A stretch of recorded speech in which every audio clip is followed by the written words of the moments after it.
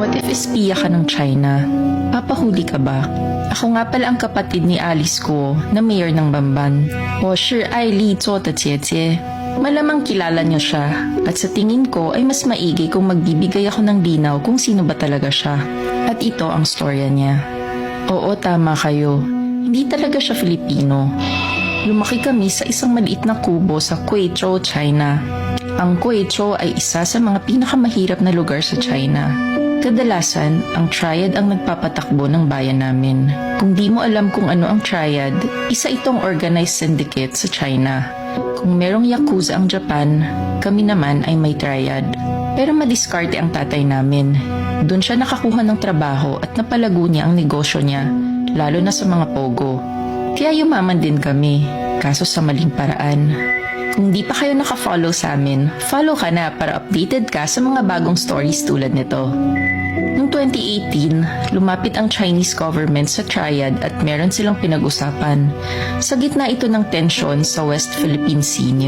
Sabi ng gobyerno, what if magtanim tayo ng sleeper cell agent o espiya sa Pilipinas, pero hindi dapat malaman na ang Chinese government ang nagpadala nito in case mahuli.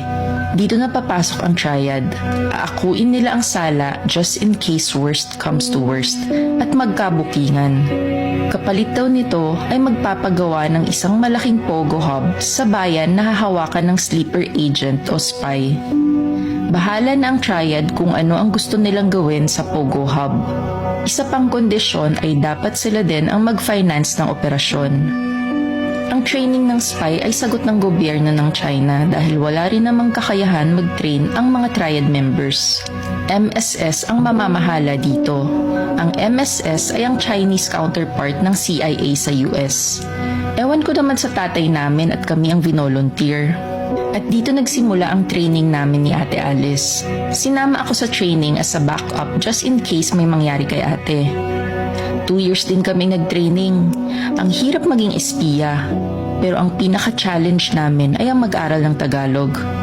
Pansin nyo din sa hearing, may punto si Ate Alice at basic Tagalog words lang ang gamit. Kasi nga Mandarin talaga ang native language namin. Hindi rin okay ang backstory namin ni Ate Alice. Wala masyadong eksplanasyon sa mga nawawalang taon namin bago dumating ng Pilipinas. Sabi nila, wag na daw pansinin masyado. Madali namang mauto ang mga Pilipino. Pera lang ang katapat. 2020 pinadala si Ate Alice sa Bamban. At dito na nila plinano na maging mayor si ate sa Bamban. Isang maliit lang na munisipyo para di halata ng Philippine government. Nakapag-register din siya as a voter at nakapasa din sa COMELEC checking as a mayor candidate. Akalain mo yun, pera lang talagang katapat. And the rest of the story ay alam niyo na. Nanalo si ate bilang mayor. Nakapagpagawa siya ng malaking pogo site at pati ang mga pogo workers ay ginawan din nila ng peking passport at birth certificate. Marami ring natutunan si Ate Alice sa Philippine government, lalo na sa emergency response nila in case may aatake. Lalo na din ang mga plano sa West Philippine Sea. Yun nga lang, na-raid ang pogo site na ito at na-trace kay ate. Magaling din si Ate Alice at nalulusutan niya ang mga tanong.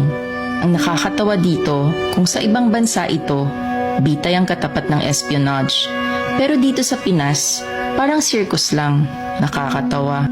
Kaya nakikiride na lang din ng Chinese government sa circus na ito. Ginawa ng madramang backstory si ate, nasa farm lumaki at anak ng katulong. Kasi mahilig sa mga gantong storya ang Pilipino. Nakakaaliw. At hanggang ngayon ay di pa rin inaaresto si Ate Alice. Kamote talaga ang Pilipinas. Pero kausap ko siya last week. Sabi niya, nagustuhan na daw niyang tumira sa Pilipinas. Ayaw na daw niya maging spy. Pipiliin niya daw ang Pilipinas.